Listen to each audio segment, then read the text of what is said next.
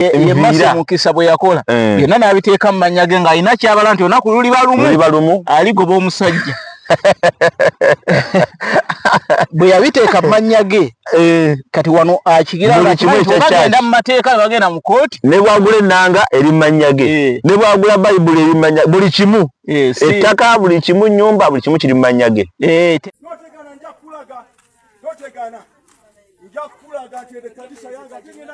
itasobola gwetomani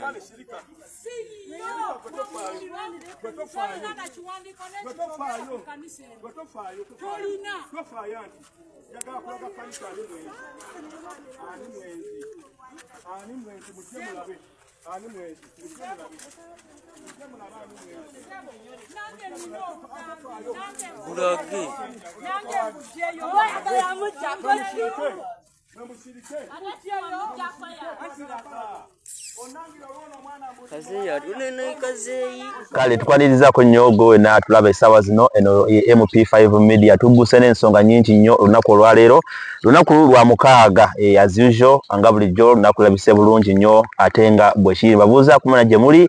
abali emitala w'amayanja mbabuuzaako abali mawanga ag'enjawulo n'abali wano mu ggwanga erya Uganda leero kikutte akati waliwo emboozi munnange ekutte akati wano mu kibuga lya Ntonde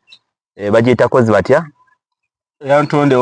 Holy Gospel Ministries International owomutume Mase Mukisa omutume Abudu Mukisa ne nabbi Mase Mukisa bano baagala era bafumbo mukazi na musajja bayimiridde mu buweereza era bamaze akaseera nga baweereza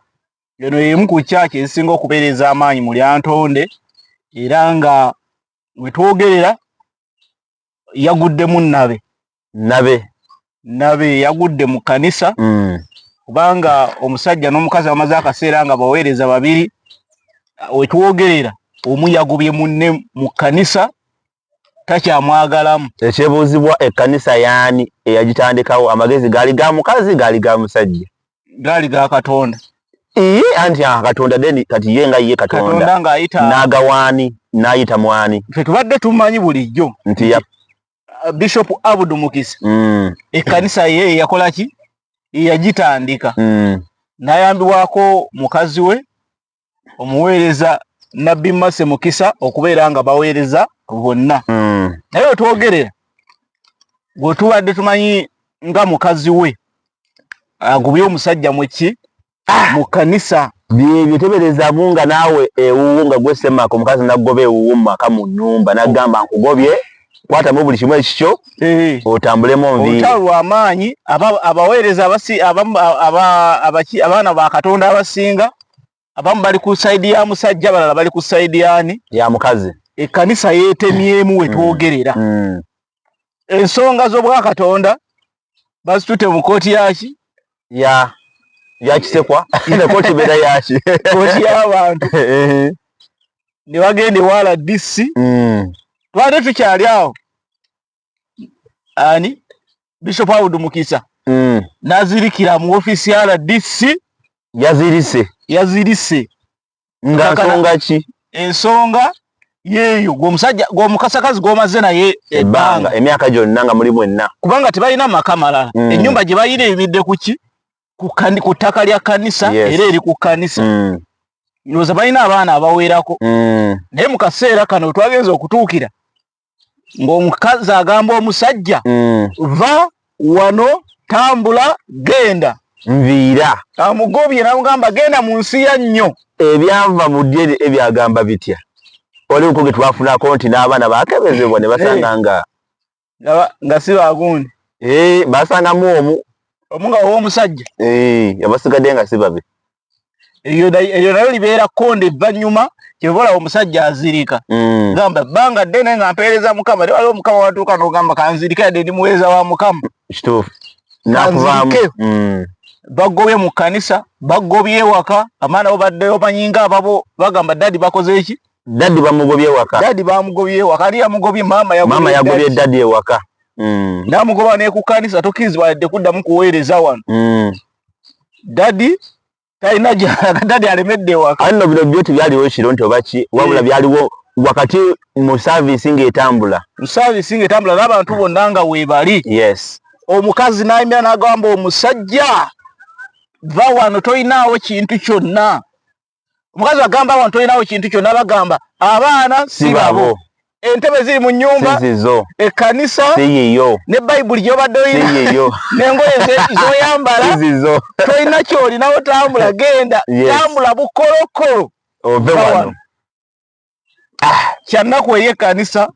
n'obuweereza, kubanga bantu bangi abamenyese ki emitima. Era Katonda atusaasire, simanyi fenga abalokola omutume Abudu Mukisa kati mbeera ki gy'alimu zino essaawa. Yasembye okulabikako ng'ali bubi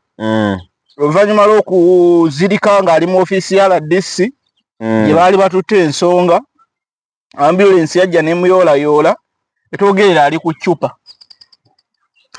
ali ku ccupa ddengulu. Kibeera kyekango, abasajja twekanga, waliwo ekintu ekikubeerako n'ogamba n'ekintu kintuuseko nga kinene. Ne waliwo ebintu ebimu ne ngamba nti kati bino kiki ekirala, kubanga kati nedda anti kati labayo Saamaawo nnyini awe n'osanga nti abaana essaawa zino nga batankanibwa ku nnabbi n'omutume. Kati olwaffe abantu ba bulijjo ki ekigenda mu maaso? Endiga naye omanyi nti abaana baffe bayinza okuba si baffe, ababo abaffe endiga nze naawe endiga abaana baffe oyinza osanga si baffe. Naye nga byebyo ebifa ku Holy Gospel Ministries International mu kibuga lya Ntonde, ku church ezimu kuzisinga amaanyi muno, ezimu kuzisingamu abagoberezi, abantu abangi. Omukazi mawulire mabi eri ekkanisa, Nabbi Mase Mukisa agobye omutume Abudu Mukisa. Gwasabira kkanisa endala oyinza ogamba nti nekyo kikoze eki kibagwanira, oba nti nno tekirina we kikwatirako. Ne fenga abaweereza ba Katonda tukkiriza nti ekikutte ku mulokole munnange nange kiba kikoze eki, naye jange kiba kinkutegeera bulungi. Oba omukazi waliwo okuba amusigula nagamba kuba okutandika olutalo wakati mu kyaki ne muvaako ne muyomba ne mutandikirawo nga n'abantu mwebali mu maaso g'abantu, maaso g'endiga abantu bemuweereza, kuba kuswala kwennyini kya buswavu nnyo era tekinyumaako wadde n'akamu. Naye tusubira ensonga bajja zitereeza naye ng'era wadde zijja tera naye ekikiiru ne bino tebijja kusigala, naye era busigalamu obukuku obwokubwe nnyo mateeka. Ensonga zibadde z'amaanyi zigenze okulabika abantu wakati mu kkanisa. Ky'omanya ziba zakola ki? Ziba zatandika dda. Ekkanisa eno tujjukira sipiika Anita Among emabegako yakyalako mu kkanisa eyo, era ebifaananyi ogenda bibalagawo nga mwalimu ne Honorable NOC bakyalako mu kkanisa eno. Ndoza aba miliyoni zaali 8 by the way yaba miliyoni zaali 8 n'abakwasa miliyoni 8 gye buvuddeko katono balina okuziika, kubanga Nabbi Mase Mukisa yafiirwa maama we era okuziika kwali Mubende. Bishop Abudu Mukisa yaliyo ndoza mwezi ng'ebiri emabega ng'enkwatagana weeri, naye tetwategedde sitaani yavuddewa. Mugamba sitaani tabula kubo, yafunye waayita n'awaganya yayise buliisa mu mulyango n'agirawo ebintu ebyo. Omanyisa abo kasita obeera n'omukazi oba alina ssente zitya tokkirizanga, kuba waliwo okwo ebyali bitambula nti n'omusajja nti bamuwa ettaka eri Mubende yali makasooli okitegeera. So ne kati batandika bamuwambidde ku bakuwenga bagamba ono nedda, okitegeera. Ekitegeeza nti omukazi eno gundi kyakigamba omusajja nti nviira, omukazi akola ki? Akitegeeza ekyaki ya mukazi namugamba nti olina ky'olinawo wano. Embeera sinjalo. So byebyo katusabe biggwenga bijja kuggwa naye abantu bangi bamenyesa emitima. Era omuntu eyalaba olutalo olwo nga mulokole nga agira buli lwalaba ng'oyimiridde katuuti ajjukira ebigambo bye wayogera, beevuma ebivumo,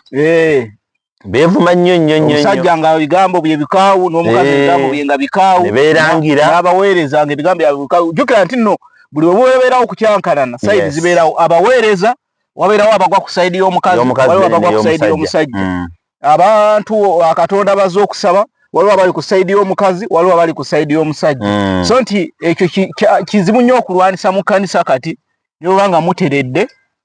wekanga era mulimu ebiwayi emboozi nga babadde eno bano bagamba yatalina byatugamba nono nga alinamu abantu nefe ate nga abalokole tukiza nti abantu bonna babeera ba Katonda abantu babeera ba Katonda era tugamba n'ekkanisa nayo ebeera yaani ebeera ya Katonda bashiri ne mu mateeka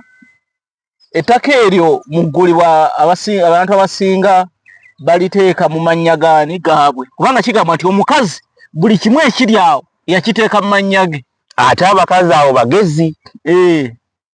omukazi mu kugula buli kimu yakiteeka mu mannya ge byonna abikyusa n'abyegoberako n'abiteeka mu mannya ge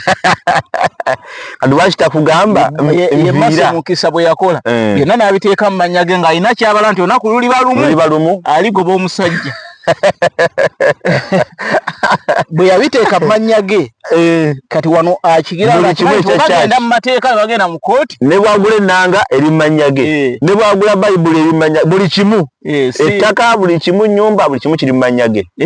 naye nga mu nkola entuufu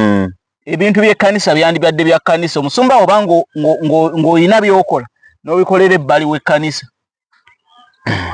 n'obikolera ebbali w'ekkanisa ntugamba nti ttaka lino lya All Gospel Church kireza nti mwe ne bwe mukaayana mwe mutuviire ffe tusigale nga tusaba muba mufunye obutakkaanya abasumba muve mu church muve mudde ku mabbali mu bana abaweereza abalala mubula mwana aweereza musumba Sala taliyo musumba Sala wale kati kayimira atuweereze mwe mugende ebbali musootinge ensonga zaffe bye byali ewaffe enkaayana bwe yajja bali bagamba obuweereza bwaffe n'abaana bagamba obuweereza bwaffe afe bwe twatuuka twagamba akakati muba mukaayana mugende ebbali ffe sayuni yaffe esigalewo ffe tusigale nga tusaba tugenda kweronderamu omusumba ajja atuweereza ate kubaana bonna bali mu kyaki munaabulamu asobola okutuweereza mube mwagala musumba wammwe era ddu mu mutwale tugenda kwerondamu anaatuweereza kakati omutume Abudu Mukisa bwe yaddukire wa RDC n'azirikire wa RDC n'atumya agundi eno ambulance mangu neetikka omutume mu ddwaliro RDC n'alagira ekyaki egira eggaddwa okumala ebbanga lya myezi ng'esatu kanisa n'agamba egira eggaddwa ekifo n'akikwasa security ne security nerigyetaba abantu bakyagenda mu maaso n'okukuŋŋaana n'okukola ki n'okusaba era disitulikiti twogera badde akyakola save tayagala omuntu ajja kusaba kubanga ekifo tekiri sefu abantu bayinza okulwana bayinza okuttiŋŋana okwekubirayo wayinza okubeerawo ebitawaana singa kino kigenda mu maaso so nti kyembadde gamba wali nti ekkanisa eyo kasi obuweereza bubeera bwa kkanisa mwe ne bumugira mu virawo abantu basigala nga bakola ki nga basaba ne kaakati kibeera kizibu nnyo okutwala ebintu byaweereza kubanga okuva ku ntandikwa gwe yabuuza omusumba ebiseera bisinga atandika nga talina kyalina ettaka ani aligula ndiga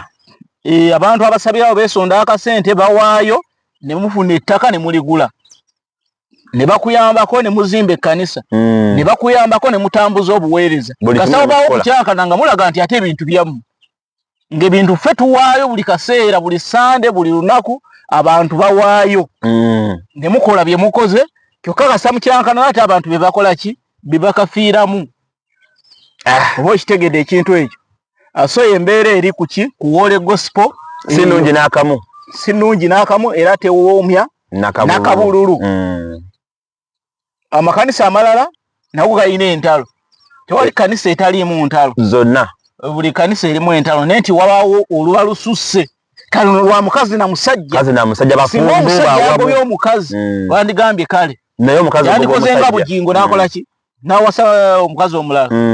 naye kati omukazi yagobye omukazi amugambye kwatamu buli kimu ekikyonviira ekitegeeza ssaawa yonna omukazi asobola okukola ki omukazi asobola okuwasa omusajja bali mu kyaki wakati awo ng'amugamba nviira okitegeera namugamba nja kukulaga ku maanyi nti wano sivaawo eno kyaki yange ate omusajja aba alimba bayagala kusimu bwati bwagira bwati abaanoonya nnamba zaki z'abasikaali onoonya nga tomanyi nti omukazi alina ebiwandiiko by'ekkanisa gwe ng'omukazi omusinga manyi tomanyi bwe tubeera ewaka abakazi abasajja twagala nnyo kola ki okulaga amaanyi n'okuboggola ne kali waliwo tuko omukazi ng'akusinze mutuufu nga toyagala kukkiriza defeat yawo omukazi ono ngenda mulaga amaanyi naye ng'olimba tolina amaanyi g'ogenda kukola ki omusajja yali alina kulagira awo ng'oza lwaki yazirika ng'alaba takyalina kiddako pulesa ne zimukuba nagwawo omusajja oyo mukulu omugoba alagewo kituufu alagewa nga n'abaana omugamba si babe kale ngalo omugasi babe kati waliwo gamba kale kasampadde abaana kangende noonye wenzira n'abaana naye kati ate waliwo okusanga nga abalongo nabo nga si babo kati ekitibwa kya Ssaalongo kyogamba bakikujjako oyinza okusanga omulongo oyinako oba ng'endako kitundu so ng'embeera eri muki ow'omukulu Bishop Abdu Mukisa Bishop Ssebo era yatwala gundi eri yali Antoni Bishop Abdu Mukisa leo olaba bagoba Bishop era bagoba Bishop ate gwani gwe Kurutu